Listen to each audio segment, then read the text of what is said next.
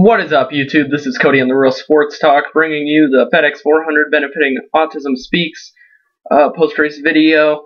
It's a race at Dover that occurred this weekend, and it was a good show. Didn't disappoint. As I said in the pre-race video, Dover really is known for eating up race cars, and it really happened, and it was early in the race on lap 9. Now, some of you might wonder why I say those notables in qualifying, because they have time to move up through the field and make some moves and get up to the front. But when you start back there, you're in trouble of having happen to you what happened to Tony Stewart in this race. On lap 9, he was involved in this big wreck on the backstretch with Landon Castle. Both of the BK cars were in it. Juan Pablo Montoya was in it. It was, Fox actually said it was the biggest wreck of the season, the wreck that involved the most cars, and that's pretty incredible considering we've been to the two superspeedways, Daytona and Talladega, which are both known for their wrecks coined as big ones. Wrecks may be collecting up to 20 cars or more on that superspeedway environment. But that really is why I say those things of the qualifying and those notables back in the field, because things like that can happen to them. And just racing with slower cars, speeds are very different. And you can just get frustrated back there, or you can make a misjudgment, like a guy not getting to the gas pedal as soon as you'd think, just because his car isn't handling well, or he doesn't have good enough equipment to get back to the gas pedal when you can. And that might have been what happened to Tony Stewart. I don't really know. But he and Landon Castle got together, obviously, and caused that big wreck, taking up a bunch of cars in this field. On a little happier note, Jimmie Johnson, after picking up the 200th win for Hendrick at Darlington, he has won 3 of the last 4 race weekends, being the All-Star race, and obviously Darlington, then this one at Dover. He picks up the win in this race as pretty much the dominant car of the day. Him and Jeff Gordon were the two class of the field cars, and that 4th win in the last 4 weeks was obviously Casey Kane last weekend in the Coke 600. There weren't really too many cautions. I mean, there were a few, but not any more big wrecks after that initial huge wreck on lap 9.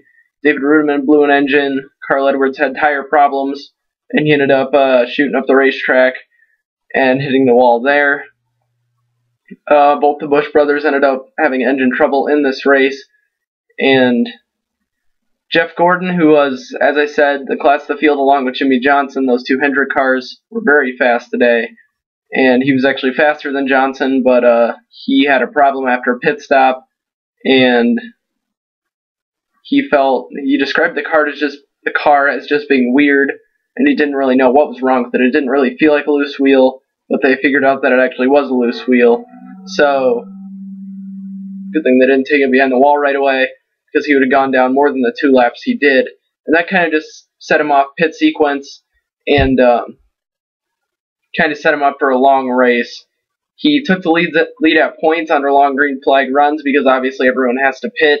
But once the caution came out, he was stuck those 2 laps down, took the wave around, and then I believe he got the lucky dog on the next caution, and he just wasn't able to race his way back through the field in time.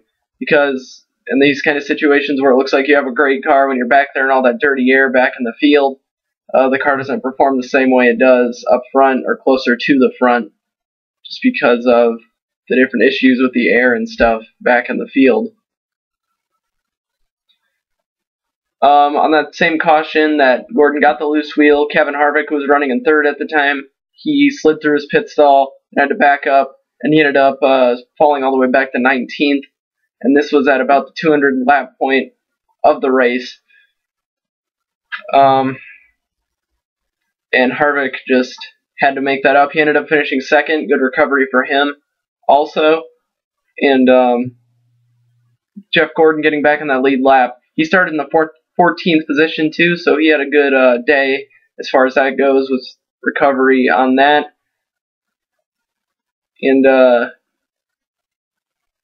it wasn't too short of a run to the checkers, and Jimmie Johnson just had it figured out all day. Jeff Gordon wasn't up there. No one could compete with him for that top spot. And it really seemed like on the restarts, once you settled in, there wasn't going to be a whole lot of passing. But there was some side-by-side racing throughout the race.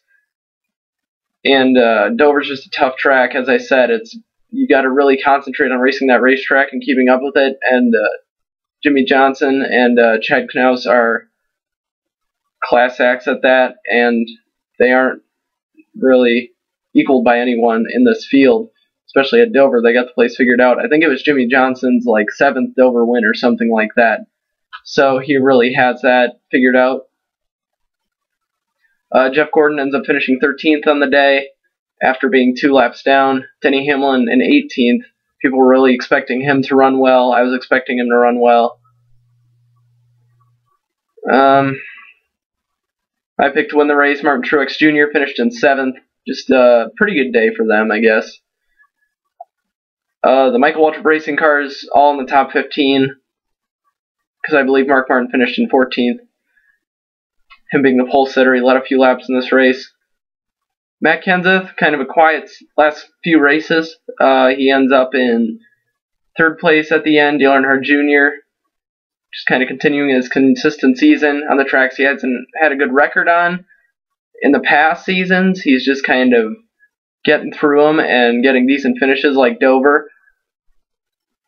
And other notables, Clint Bowyer finished 5th, Eric Almirola in 6th, Martin Truex Jr. in 7th, as I said, Joey Logano in 8th, leading the Joe Gibbs Racing charge right there. Casey Kane in 9th. Joey Logano in 8th, Casey Kane in 9th. Marcus Ambrose in the Ford, Richard Petty Motorsports. Stanley Ford finishes in 10th, and our points leader Greg Biffle finishes in 11th. Tony Stewart ended up finishing 25th after being involved in that wreck. Carl Edwards 26th after having the tire problem and hitting the wall. And Kyle Busch ends up 29th. Greg Biffle stays in the lead after this race, but Matt Kenseth is closing, and he's only 1 point behind. Dale Earnhardt Jr. 10 back. Denny Hamlin is in 4th position, 22 back. Jimmie Johnson 33 back in 5th position in the points. Martin Truex Jr. in 6th. Kevin Harvick in 7th. Tony Stewart in 8th. Kyle Busch in 9th, Clint Bowyer in 10th, Brad Keselowski in 11th, the first wild card spot, and Carl Edwards is in 12th right now, losing 2 spots on the day. Clint Bowyer jumped into the top 10 and to chase contention based on points on this day. Carl Edwards dropped out. So Brad Keselowski and Ryan Newman are the 2 wild cards right now. Newman has that win, and Keselowski has his couple. What we really got to look at this point is guys really need to start winning races that are toward the bottom half of the top 10 if they haven't gotten it. Guys like Clint Bowyer and maybe even a Kevin Harvick, Carl Edwards, guys that haven't really been contending for wins but just running really well and kind of consistent, but maybe are 4th place cars at their best. I mean, that's good, possibly once you get in the chase, but to get there, you really got to put the pedal down, because you got guys like Casey Kane that are probably going to get another win. Jeff Gordon, he's looked strong all year, just doesn't have the luck, and that kind of continued today. But if you're Carl Edwards or Clint Bowyer, this is a time where you really have to start chewing your fingernails about the chase, because you're either in or you're not right now, but that's not going to matter when we get down to Richmond and we start this thing up in these last 10 races. You got to really be worrying, and you got to be picking the stuff up as we move forward, and you just got to be able to get some wins just for some assurance, because I think maybe if you're high up in the points, if you're in position for that first wild card spot, you can maybe get away with 1 win, but you're probably going to need 2 wins to get into this chase based on the wild card system, which is the guys 11th through 20th who have the most wins, those 2 guys. So, and if they're tied on wins, they take the guy that's higher up in the points. So, yeah, I think Carl Edwards needs to start worrying at this point, not having the best season. Had some decent runs, not real strong runs. Clint Bowyer, same thing with him. Had some good runs, not race-winning cars And I think those guys really got to look back. Obviously, it's Clint Bowyer's first year with this team, and he's doing what he can to stay in that top 10 in points, and he's doing a great job right now. His Mike Waltrip Racing teammate is in a 6th position with Martin Truex Jr., and that program's really picked it up this year. But yeah, you just got to start winning races. If you're outside of the top 10, or even if you're on the back half of the top 10, and guys like Kyle Busch and Tony Stewart, you've won your races, but you got to start running consistently to be able to stay in that top 10, because they're starting to fall out a little bit here, and they've had a bad stretch here of a couple weeks, especially Tony Stewart. He still managed to gain a spot today, even though he was involved in that wreck, in the points, that is. But yeah, we're moving on to the Tricky Triangle next week, so maybe that's a spot where those guys can pick it up.